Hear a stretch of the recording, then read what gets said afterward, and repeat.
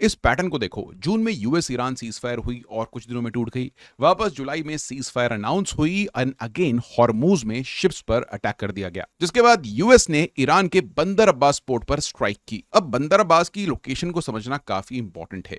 ये ईरान के southern coast पर लोकेटेड स्ट्रेट ऑफ हॉर्मूज के बिल्कुल नॉर्थ एज पर लोकेटेड है। ईरान का लार्जेस्ट कंटेनर टर्मिनल यही है, जो ईरान का 85 to 90% कंटेनर ट्रैफिक हैंडल करता है, और 1997 से ईरानियन नेवी का हेडक्वार्टर भी यही है। यानी कि यूएस का बंदर अब्बास पर अटैक डायरेक्टली हॉर्मूज में शिपिंग रिस्क को बढ़ाता है, जिससे ऑयल प्राइसेस और इंश्योरेंस कॉस्ट बढ़ते हैं और इंडिया के लिए क्रूड इंपोर्ट महंगा हो जाता है।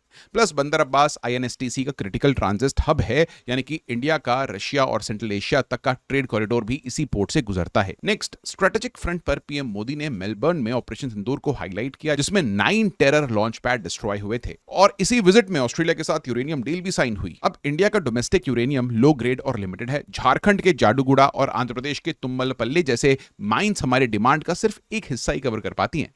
इसलिए इंडिया का न्यूक्लियर प्रोग्राम लार्जली इंपोर्ट पर डिपेंडेंट रहता है, जिसमें सबसे बड़ा सप्लायर कजाकिस्तान है, जो वर्ल्ड का लगभग 40% यूरेनियम अकेला प्रोड्यूस करता है। लेकिन प्रॉब्लम यह है कि कजाकिस्तान लैंडलॉक्ड है और उसका सप्लाई रूट रशिया से होकर गुजरता है, यानी कि सैंक्शंस, रीजनल इंस्टेबिलिटी या फिर रशिया वेस्ट टेंशन बढ़ने पर इंडिया की nuclear fuel supply directly risk में आ जाती है। इसी रिस्क को मिनिमाइज करने के लिए ऑस्ट्रेलिया मैटर करता है। एक स्टेबल डेमोक्रेसी है और इंडिया से ऑस्ट्रेलिया का डायरेक्ट सी रूट भी है, कोई ट्रांजिट कंट्री नहीं है बीच में, और साथ ही क्वाड पार्टनर भी है। नेक्स्ट बात करते हैं दोस्तों, डिकेड्स पहले तमिलनाडु के मंदिरों से मूर्तियां चुराई गई थी और ऑस्ट्रेलिया के नेशनल गैलरी तक ये पहुंच गई थी। अब ऑस्ट्रेलिया ने ये तीनों मूर्तियां इंडिया को वापस करने की बात की है, जहां पर 12th सेंचुरी की कार्तिकेय जी की मूर्ति, जो राजेंद्र चोला के समय नागनाथ स्वामी मंदिर से चुराई गई थी, वो वापस आ रही है।